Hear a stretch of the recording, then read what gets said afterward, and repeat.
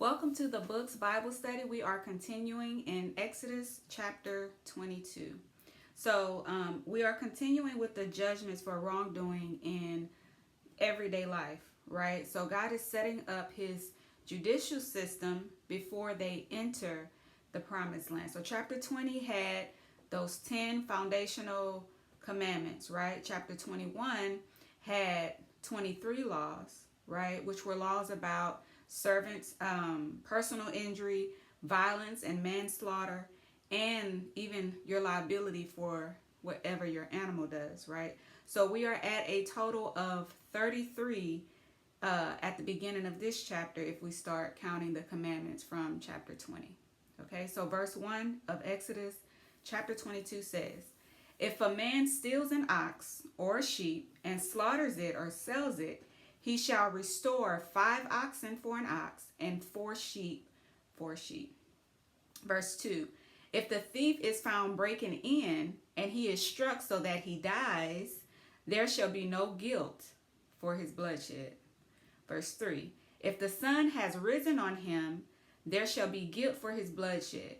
He should make full restitution, and if he has nothing, then he shall be sold for his theft." Verse 4, "If the theft is certainly found, if the theft is certainly found alive in his hand, whether it is an ox or a donkey or sheep, he shall restore double." Okay, verse 5, "If a man causes a field or vineyard to be grazed and lets loose his animal, and it feeds in another man's field, he shall make restitution from the best of his own field and the best of his own vineyard." Verse 6, "If fire breaks out and catches in thorns, so that stacked grain, standing grain, or the field is consumed, he who kindled the fire shall surely make restitution." Verse 7, "If a man delivers to his neighbor money or articles to keep, and it is stolen out of the man's house, if the thief is found, he shall pay double." Verse 8, "If the thief is not found, then the master of the house shall be brought to the judges to see whether he has put his hand into his neighbor's goods."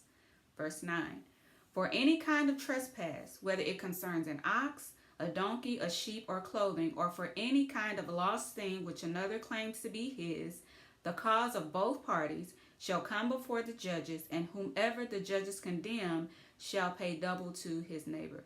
So we are seeing the acting laws for the judges to follow, right? The consequences for when they break these laws. So we first see judges coming into play in Exodus chapter 18 when Moses' father-in-law, Jethro, the Midian priest, right, advises Moses not to try to handle all the people matters himself, but to appoint others. So he appointed the judges to take care of the smaller matters. And so Moses, only the heavier matters would come before Moses, because before that, Moses would take care of, judge everything, and people would stand there and he would be judging all day, right? And you could imagine with that many people, with just one man being the one to settle all of their issues, that was a lot.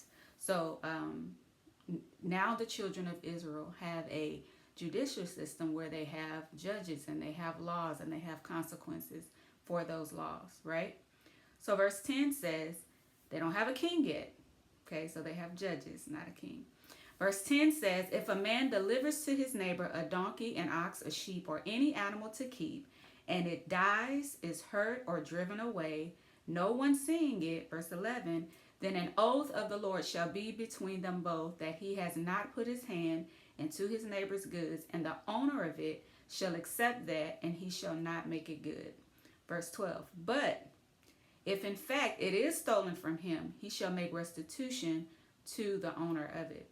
Verse 13, "If it is torn to pieces by a beast, then he shall bring it as evidence, and he shall not make good what was torn." Verse 14, "And if a man borrows anything from his neighbor, and it becomes injured or dies, the owner of it not being with it, he shall surely make it good." Verse 15, "If its owner was with it, he shall not make it good. If it was hired, it came for its hire." Verse 16, If a man entices a virgin who is not betrothed and lies with her, he shall surely pay the bride price for her to be his wife. So he sleep with her, he just married her. Okay. Verse 17, if her father utterly refuses to give her to him, he shall pay money according to the bride price of virgins. Verse 18 says, you shall not permit a sorceress to live. So a sorceress or a witch is one who speaks spells or charms and enchantment, right? They renounce the work of God, right? And are in direct rebellion to God's law. And so rebellion is a capital crime. And this means that you know God's law, right? And you resist or go against it. That's what rebellion is. So witchcraft, as we know, is the work of the devil. And by doing his work instead of the work of God, you are under Satan's authority instead of God's authority, right? And we cannot have any other God before him. Any employment of an evil spirit in any capacity for any reason, whether it's to manipulate, dominate, or intimidate, is operating under a power that is not submitted to God. That's why it's rebellion. That's why it's idolatry. That's why it says, suffer not a sorceress to live. Okay? Verse 19 says, whoever lies with an animal shall surely be put to death. Verse 20, he who sacrifices to any god except to the Lord only, he shall be utterly destroyed. So one of the ways to sacrifice during this time was by the blood of the animal, right? And you may know organizations, religions, and witches and warlocks, whether they call themselves that or not. But that's what they are if they require a sacrifice of blood, okay? And that is another god that you are sacrificing to, which is a capital crime, okay? Verse 21, you shall neither mistreat a stranger nor oppress him, for you were strangers in the land of Egypt. Verse 22, you shall not afflict any widow or fatherless child. Verse 23, if you afflict them in any way, and they cry at all to me, I will surely hear their cry. Verse 24, and my wrath will become hot, and I will kill you with the sword. Your wives shall be widows, and your children fatherless. Right? So definitely don't do that. If you can look at all of the things and see the things where the consequences are death, right? This means that this is a major issue to God.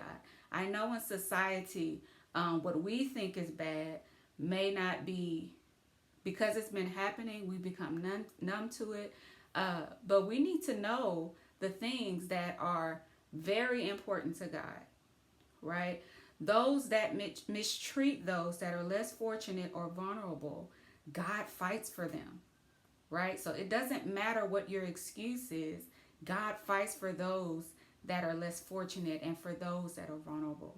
Okay, so you don't mistreat strangers and you don't oppress them or afflict any widow or fatherless child.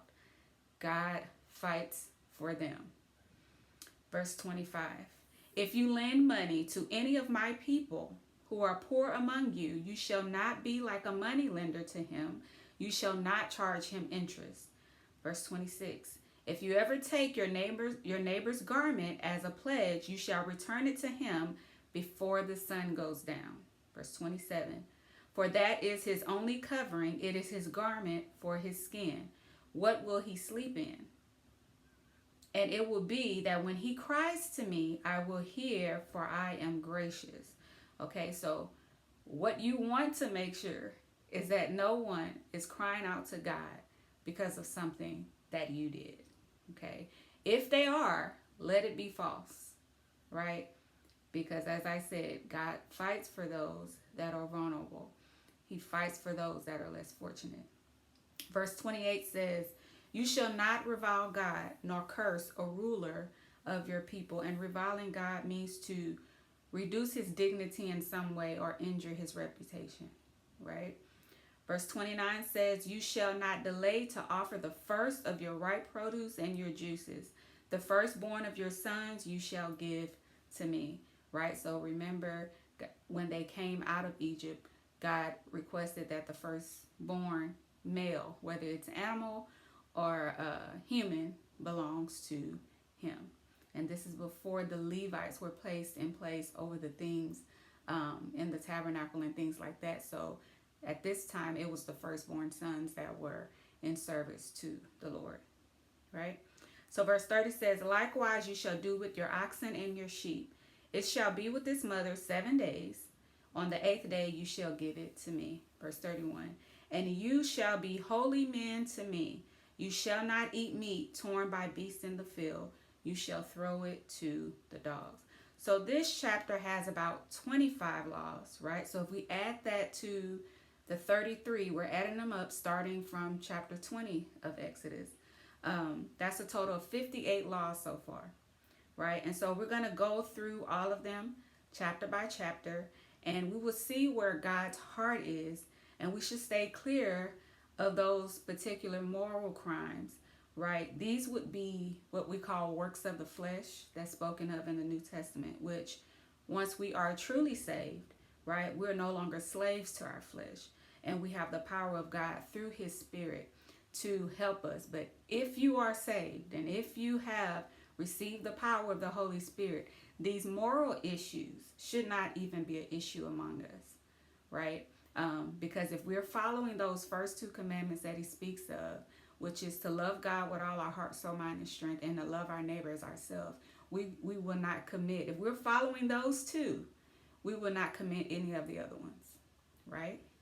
So that concludes Exodus chapter 22. Stay with us. We're going through the consequences. We're going through the laws of what it was in that time. The things that are pertaining to their daily life. It's not our culture, but the moral issues are things that we should already be doing, right, as servants of God. So we should already be taking care of the widows. We should already be taking care of the fatherless, right? We should already be taking care of the poor, right? This is something that we should already be doing as children of God. So God bless you all, and I'll stay tuned for Exodus chapter 23.